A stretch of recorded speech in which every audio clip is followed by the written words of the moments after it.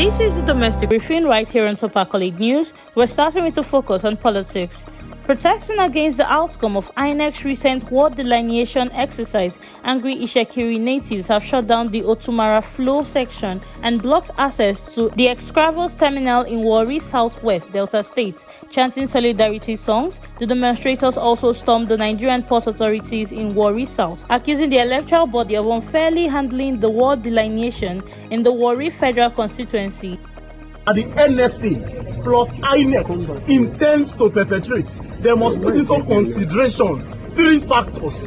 One, the judgment was obeyed. We have obeyed the judgment. But the field exercise was compromised.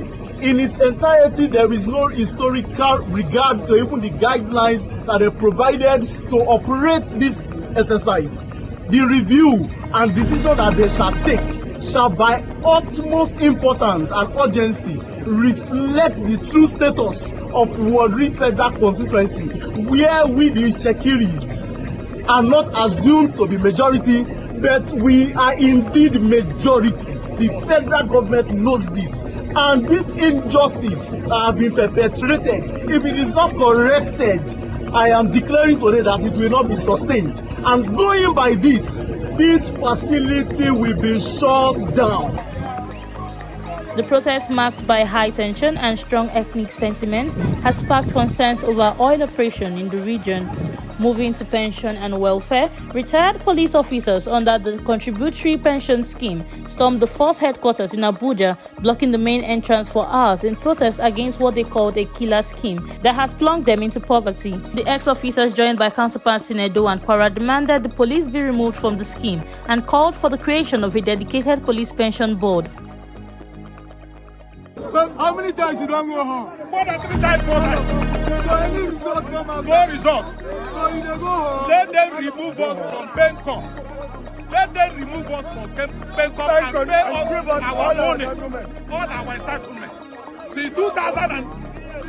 Their action forced the meeting with the Inspector General of Police, Kayode Ibetokun, who expressed sympathy and reiterated that he was not opposed to exiting the CPS, but stressed the decision was beyond his power. The protest marks a renewed push for police pension reforms, with retirees lamenting years of neglect, unpaid entitlements, and worsening welfare. All our outstanding allowances from inception to date, let them calculate and give us our money, remove us from Penco, and that's all. Calculate our money and give us our money, and that's all.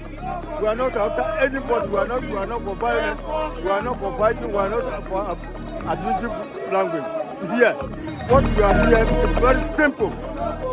Let them remove us from Penco, calculate our money and give us our money. Pay us our gratuity.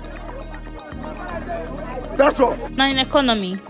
Chairman of the Presidential Fiscal Policy and Tax Reforms Committee, Mr. Taiwo Oyedele, says Nigeria now spends less than 50% of its revenue on debt servicing, down from nearly 97% before recent economic reforms. Speaking at PwC's Executive Summit in Lagos, Oyedele credited the shift to improve forex reserves, reduce deficit spending, and ending unproductive fuel subsidies. He warned that without these reforms, Nigeria risks becoming like Zimbabwe or Venezuela, with worthless currencies and deep poverty. Oyedele also highlighted progress in tax reforms, noting that the tax to GDP ratio has grown from below 10% to 13.5% in 2 years, and that 97% of informal sector operators have now been legally exempted from taxation to encourage growth. Now in aviation, the National Association of Nigerian Travel Agents has decried the continued sale of air tickets in US dollars by some foreign airlines, calling it a direct affront to Nigerian sovereignty and a threat to jobs in the travel sector. NATA President Yinka Fulami said the practice undermines the naira despite recent improvements in forex liquidity and transparency. He also slammed cross-border ticketing by foreign agents offering better fares to Nigerian customers, describing it as anti-competitive and harmful to local businesses. Fulami urged airlines to respect Nigerians' legal tender and include naira options, exclusivity, and support for the domestic market.